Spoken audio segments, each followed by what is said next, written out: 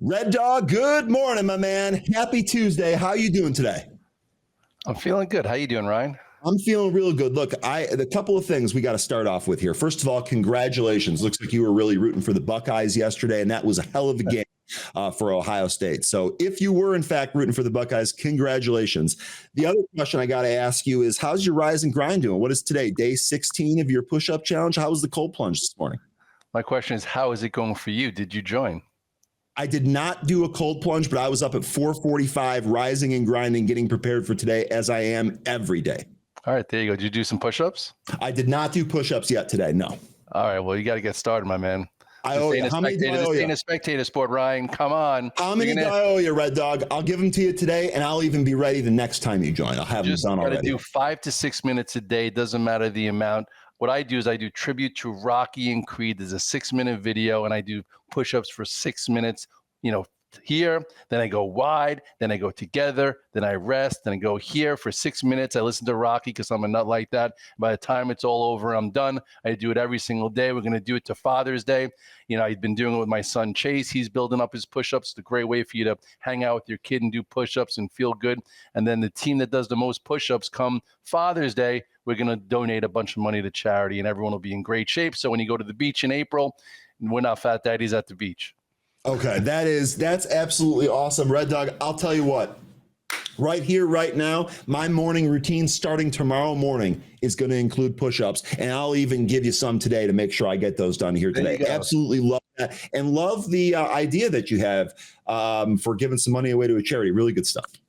Well, listen, we all got to do what we got to do. Right. What could be better than spending time with your kids, getting in shape, and giving money to charity? I'd rather give it to the charity than give it to the government and let them do it for me, right? You got that right. Absolutely. All right, man. A lot of stuff going on. Here. Obviously, the new golden age is what's being thrown around here in the news. But I got to ask you, given everything that's going on, new administration, new year, all this stuff, what are you seeing in the SPY? What's your outlook here for the S&P 500? Well, the first 2 weeks were definitely a little choppy. So I like to trade in active sequences. I'm an active trader. That's how I go about my business for a living. And on Wednesday, I'm sure you know, when the CPI came in light, we had a big gap and go, right? So let's go to Wednesday, Ryan. You could see that gap right there. That's what I call a pro gap. That, to me, could start a new active sequence in the market. I was pretty neutral going into the CPI. Mm-hmm. Usually I have a lot of calls, puts, some straddles, and I wasn't even in the mood. So when we had that 10-point gap up on the CPI, I was a little upset, but the Red Dog mindset doesn't let you get upset. It says, what's the right decision now? And the right decision was put on some risk versus 589. That's the low of Wednesday.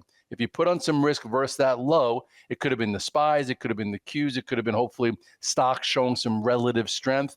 From there till today, you've had a nice little move, because the day after Wednesday, the market didn't fill that gap, right? On Thursday, you made a higher low in the SPYs, which you're pointing to really well right there. Yep. Maybe expand on that a little bit so they could see it a little clearer.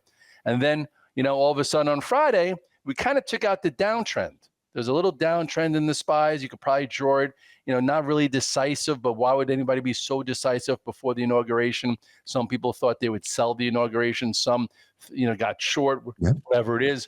Bottom line is the SPYs right now are up 250. We're up 25 handles. I came in with about 14 longs and a bunch of options. Last Wednesday, I had none. So that's how fast you have to switch gears. That's why we get our mind ready for go time. So when the market tells us something changed, we change it. We don't second guess ourselves. Absolutely love it. And so that's phenomenal. I will say, on Monday here, this candle that bottomed right here, what was the low that we had there? 575.35. I was watching that, and I was watching the price action all day that day. And I said, you know what? It kind of feels, based on the price action here, that SPYs put in at least a near-term bottom. I think the next move is going to be higher. Look what we got. PPI the next day, the CPI gap that you're talking about on Wednesday, and now several handles higher here. Let me ask you, now that we're flirting with 600 here, what type of upside level do you see here as the potential resistance area? Well, first is, I guess, we're right above Friday's high, which was 599.35. So usually with my sell rules, the first thing is, can you get above and stay above? And right now we're opening above. So what I do is, I've been trimming some things this morning. I'm not long the SPYs. I'm long Amazon. I'm long Tesla. I'm long AVGO. I'm long Dash. I'm long HIMX. I'm long Rumble, I'm long ON. I'm long a bunch of things. So what I do is I trim into strength, and then I see what the composure of the day is. So at least I net some money, feel good. And then if things look like they're acting well, I might even get bigger than I was overnight, usually, because intraday I like to be bigger, more control than what happens overnight. The futures were kind of nutty the last 48 hours. But anyway, so that's one spot. And then the next spot is what, 602.48. That's the high. That was actually the high from December 26th. And then, 609 is the all-time high. So at this point, I'm going to go day by day. If this market continues to act well, I'll add some positions. If all of a sudden we feel faultier, I'll take some more. But right now, I did come in with a lot of things, but I had a reason for all the things that I was in. As long as you have a reason for why you're in something, you could put it on long or short. If you don't have a reason for it, or the market doesn't confirm your reason, that's where your stop is, not about the money. Awesome. Trade the lead up to and the aftermath of the Fed meeting with Scott Redler, totally free, January 27th to 31st. QR code on the screen. Link is in the chat. Red Dog, this is awesome stuff so far, but there's no way I can possibly talk to you without asking you about Tesla. So what are your thoughts? What are some of your levels here on Tesla, given everything that's going on with the new administration? Well, Tesla was my best pre-election and post-election trade. And then you did have a Red Dog reversal. If you go to December 18th, look how extended that was, December 18th. That's when I actually switched some gears. I'm like, we're a little extended. Let me let it rebuild. And it went through a rebuilding phase. I am long Tesla stock coming in today, and I did trim some, already up 8, but I hold some, I trim some. I also have options on for this week. I was bigger in options just in case they did sell the inauguration. I didn't want to stop into this week and have a leg sweep. But if you look at the levels here, you have 439.74. That is the high from Friday. Tesla right now is trading right around 435, so it's under that. So we'll see what happens. Like, it might open up 8 and go red. If it does, I sold some, and then I'll have to figure out what I want to do with the rest. If it all opens up and they hold and go, then that'll be good for my options for this week. I do think it's in the game. Last week was a little predatory. It was a little choppier than it's been. I did actually have a bad day last week in Tesla on, what was it? It was like January 14th. Just whatever, just didn't work out for me. Actually, no, it wasn't January 14th. It was January 16th when you closed strong, and then you had that inside candle that, was down a bunch and never went green. I added to it. I had too much size. So even a guy that trades for 30 years messes up, and I lost money that day. I lost probably more than I should have. But anyway, didn't stop me from getting back in it, as it is above the 8 day, the 21 day. So to me, it has the benefit of the doubt, besides obviously how close Elon is to Trump moving forward. So he should, listen, he's going to have some perks. Elon got him elected. He's the most powerful guy, even though it's a little wacky. And I didn't really love that gesture, but we're going to get away from that. But all in all, Tesla to me is glass half full versus glass half empty. If you wanted to have a stop in and you didn't want to trade it actively, I'd say you could put your stop in at 405, which is the low from January 15th on Tesla. Okay. Real awesome stuff there on Tesla with you pretty much the entire way there. We'll see what Tesla does and what other opportunities Tesla sets up for us. Also wanted to ask you really quickly about Netflix. We've got earnings tonight here on Netflix. After the close, we're going to be covering that here on Benzinga, by the way. We're just shy of that 50-day moving average here on Netflix, but we're above this long-term trend line that we've had for some time. You got any levels or thoughts here on NFLX? I do trade into earnings. I never take a stock into earnings if you trade actively for a living. So usually I do an option strategy because risk is premium paid. I will not be taking a Netflix option strategy. I haven't really been trading it that actively. It's always on my note. I always give levels. A lot of guys got out when it broke 915. When it broke 915 on December 30th, it kind of broke trend. It was in an awesome trend for most of 2024. I don't like the way it trades by appointment. Sometimes you feel like you're trapped. It feels one way for an hour, then it feels another way for an hour. And I'd rather just, put the levels in on the charts. And if people want to trade Netflix, they can. I do think there's a lot of competition out there, and I do think the valuation is kind of high.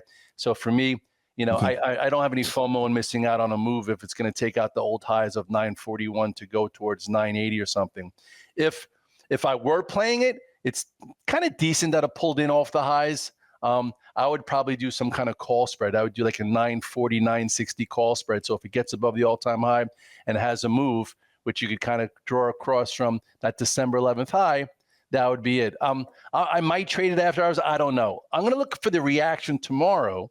Like if it has a blowout quarter and opens up 20 points and goes up 20 and goes red, that'll tell me a few of the things to look for during earnings season. Or if it's in line and they still sell it down and wasn't enough, even that it's not on the highs, I'll see how that reacts. But I'm not taking an option play into tonight. It just, I just don't feel like doing it.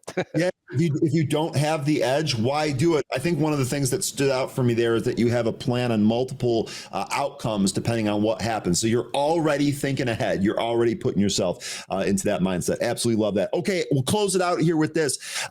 Do you have any earnings that you're looking forward to here this week?